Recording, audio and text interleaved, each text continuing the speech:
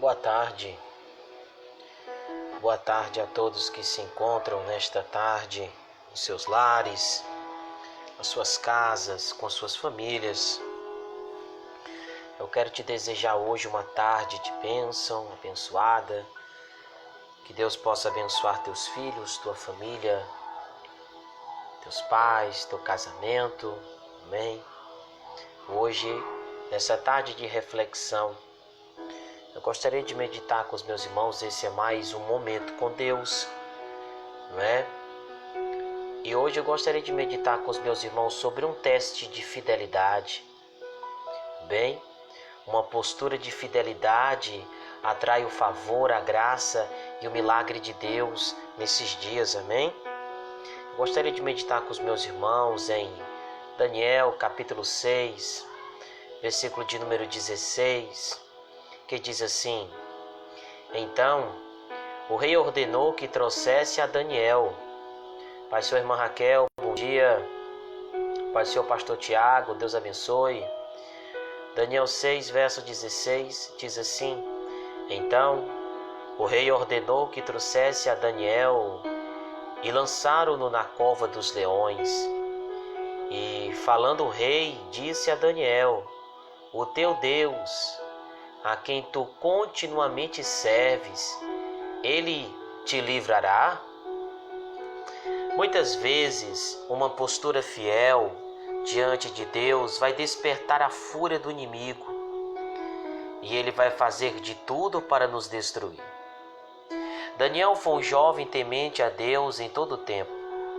Os ministros e governadores buscavam motivo para acusá-lo, mas não encontravam. Por isso fizeram com que o rei Dario assinasse um decreto onde dizia que durante o mês ninguém poderia orar a nenhum deus a não ser ao rei Dario. Daniel tinha um costume de orar 3 vezes ao dia e não deixou de cumprir sua rotina de oração. Por causa disso, ele foi lançado na cova dos leões. Interessante, os governantes e os ministros buscavam um motivo para acusar Daniel, acharam um defeito, alguma coisa errada na vida de Daniel que fizesse com que aqueles homens pudessem ficar irados. Vamos procurar um defeito na vida de Daniel. Vamos procurar uma falha na vida de Daniel. Vamos ver se nós achamos algo para acusar Daniel. E não acharam nada, porque diz a Escritura que Daniel tinha um espírito sobremodo excelente. O espírito de Daniel era um espírito íntegro e reto. Olha o defeito que acharam em Daniel. Daniel tinha o costume de orar 3 vezes ao dia. Que defeito horrível.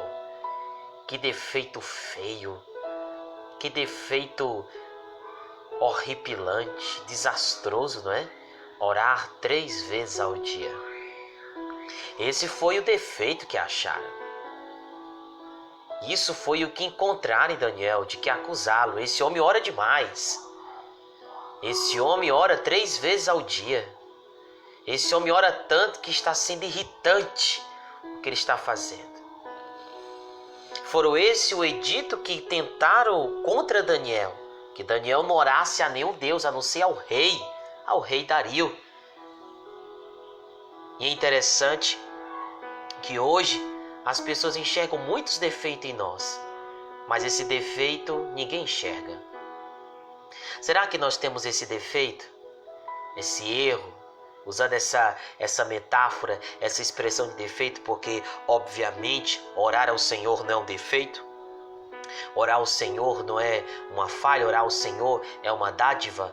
Porque quando nós lemos a palavra é monótono, não é? É leitura, mas quando nós oramos é diálogo, e diálogo é relacionamento, não é? Quando nós estamos orando, não estamos orando para ensinar a Deus como se Deus não soubesse o que fazer, mas quando nós estamos orando, a oração nos ensina a decidir. Se você decidiu orar, você não precisa fazer mais nada, porque a oração vai te ensinar a decidir.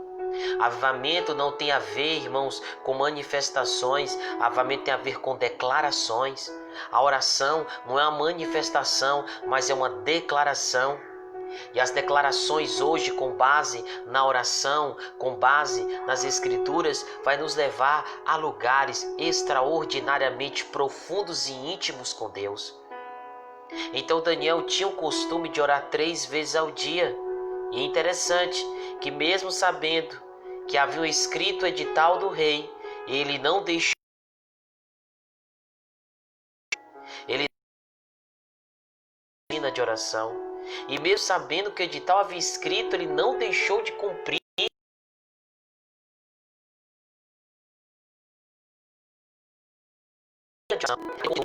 Aquele homem continuou servindo,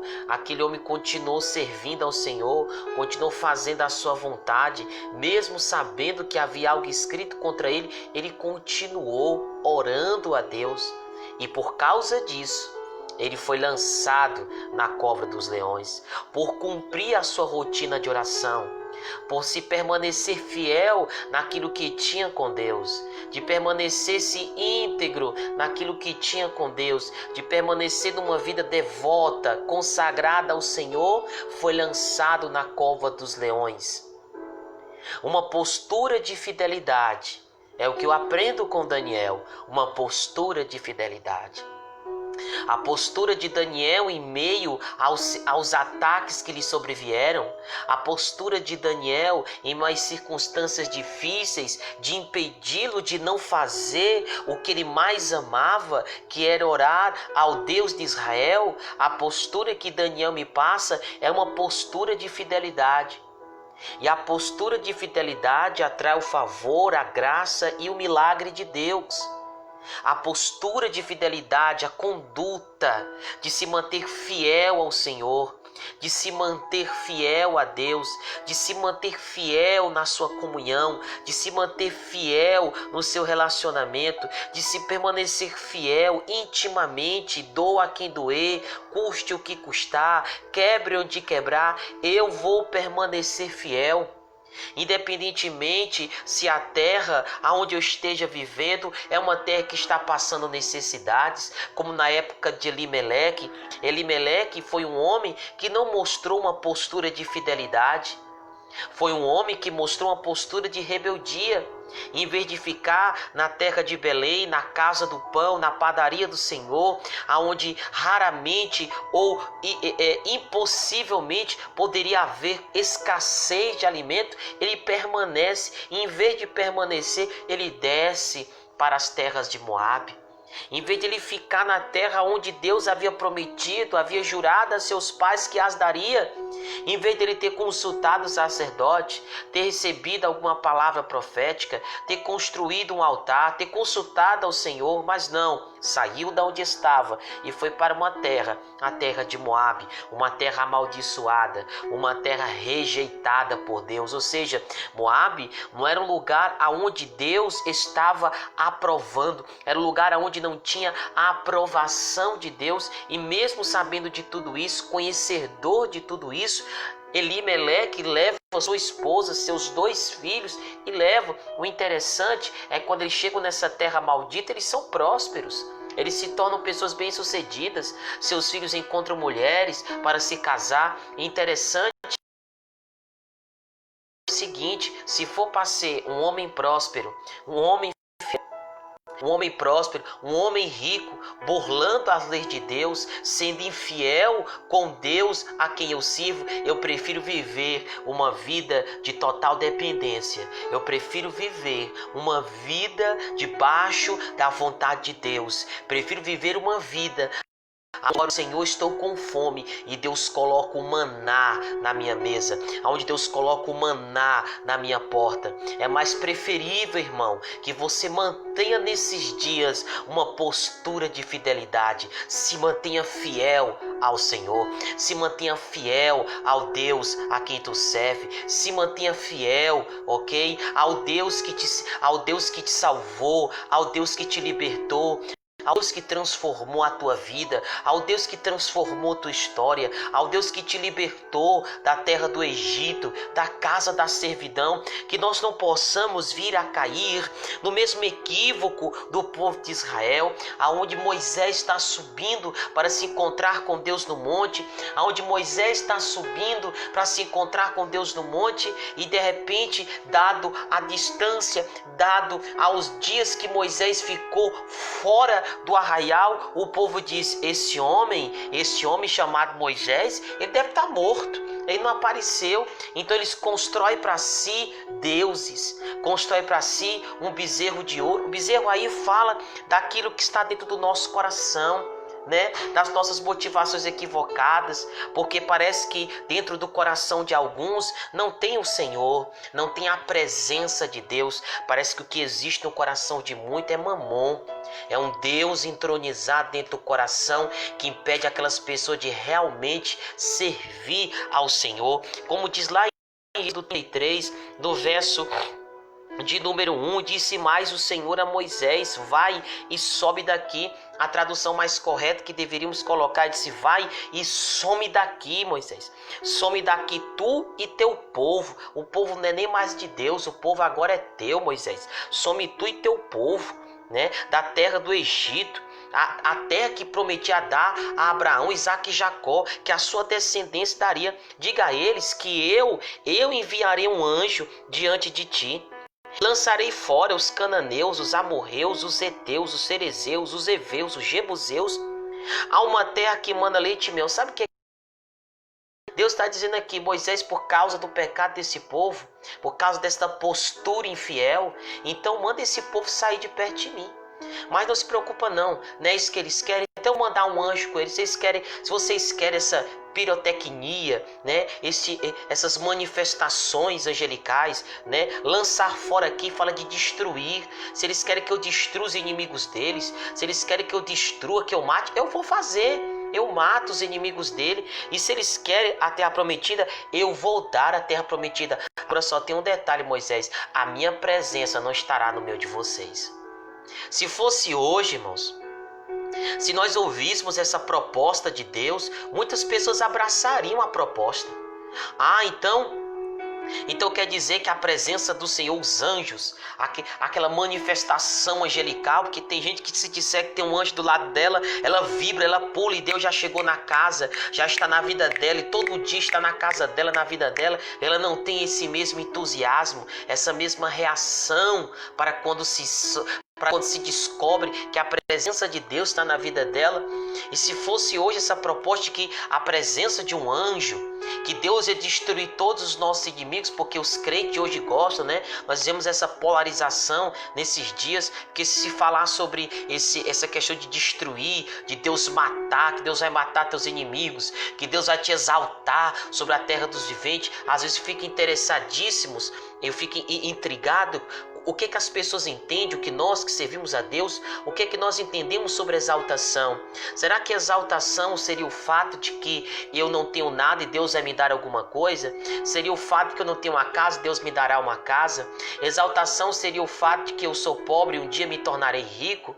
Exaltação seria o fato de que eu estou sozinho e Deus vai me dar alguém? Não, irmãos, isso não é exaltação. Nós vivemos numa vida, dentro de uma realidade onde nós precisamos comer, precisamos nos vestir, precisamos nos locomover e precisamos de um abrigo na nossa vida, que é a casa. Se Deus nos dar isso, Deus não está nos exaltando, Deus está suprindo as nossas necessidades.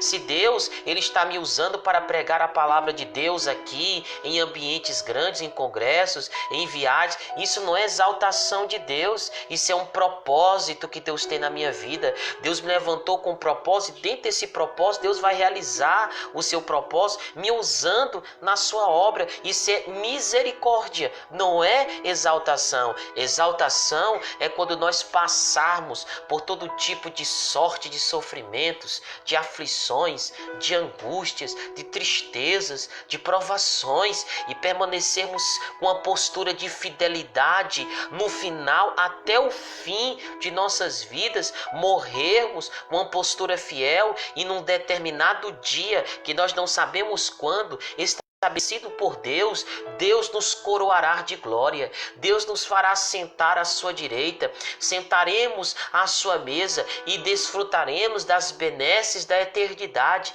e moraremos com o Senhor para todo sempre, aonde cantaremos santo, santo, santo é o Senhor e toda a terra está cheia da sua glória.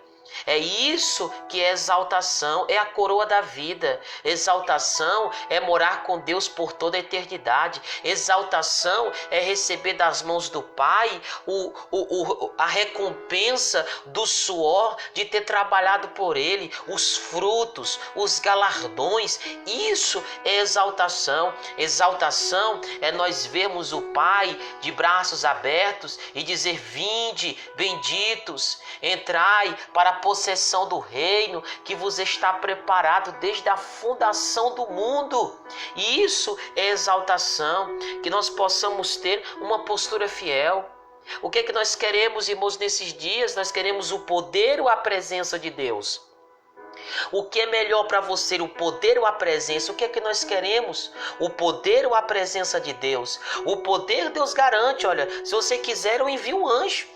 Aquele show pirotécnico, aqueles anjos descendo, se manifestando. Se vocês quiserem, eu mando isso.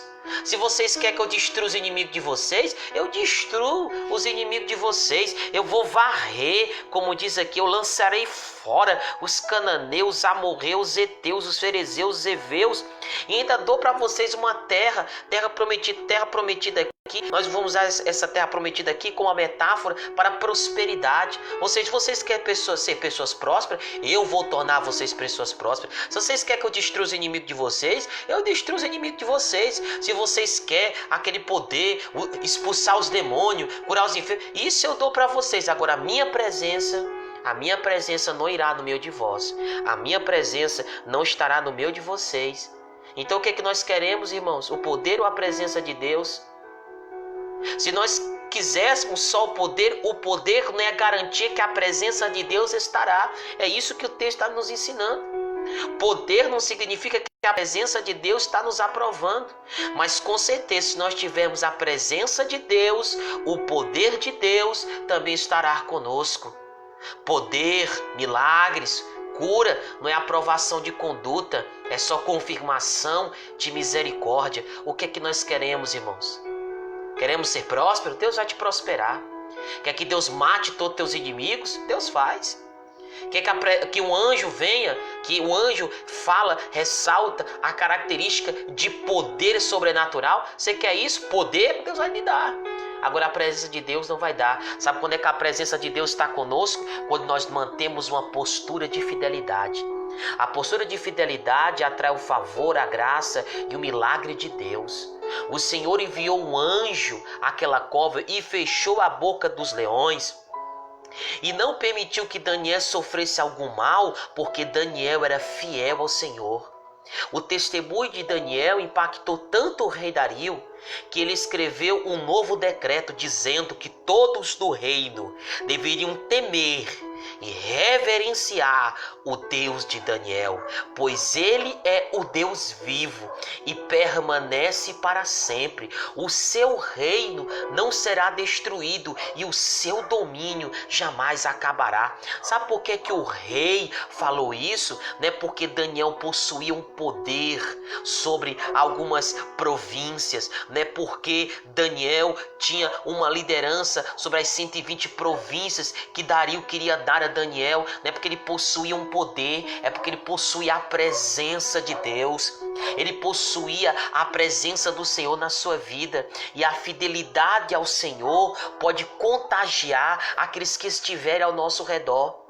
E se nós tivermos a presença de Deus, e se essas pessoas forem contagiadas, elas reconhecerão que somente o nosso Deus é que pode nos salvar. O nosso Deus, Ele é o nosso refúgio e fortaleza, é o nosso socorro presente no dia da angústia. Meu querido irmão que me ouve nessa tarde, minha irmã, meu pastor, meu amigo, minha amiga, permaneça fiel ao Senhor. Permaneça fiel ao teu Deus. Mantenha nesses dias uma postura de fidelidade. E Ele te dará livramento em todas as áreas nas quais você estiver sendo testado. Ele fará você passar por todas as provas que você tiver que enfrentar. Não importa o quanto o inimigo tenha se levantado contra você e contra a sua casa. Continue firme, servindo, buscando a Deus e procurando andar em santidade. Não ceda a nenhuma oferta do diabo. Não negocie os seus princípios. Não abra mão deles. Decida nesta tarde. Decida nesses dias. Tome uma atitude em permanecer firme nos caminhos do Senhor. Amém? Eu gostaria de fazer uma oração na sua vida, tá certo? Deus, nos ajude a permanecermos fiéis ao Senhor. Muitas vezes o inimigo tem se levantado contra a nossa vida, contra a nossa casa, contra a nossa família, querendo nos destruir. Mas cremos que o Senhor é poderoso para nos livrar. Fortalece aqueles que se encontram abatidos, dá forças ao cansado e vigor aos que estão sofrendo por se manterem fiéis ao Senhor. Repito, meu Deus, fortalece aquele que se encontra abatido, dá forças ao cansado e vigor aos que estão sofrendo por se manterem fiéis a Ti. Sabemos que o Senhor nos prova para que nós sejamos provados. Sabemos que o Senhor nos prova para saber o que há dentro do nosso coração, porque Tu açoita e castiga o filho a quem ama. Se nós não somos castigados, é porque nós não somos filhos, e sim bastardos. Feche a boca dos leões que tentam nos devorar nesses dias. Fecha a boca dos leões que tenta ceifar a vida de muitos e nos coloca debaixo de suas asas, onde estaremos em segurança. Nos esconde no teu esconderijo. Ai, nos guarda debaixo das tuas mãos poderosas. Nos esconde no teu esconderijo.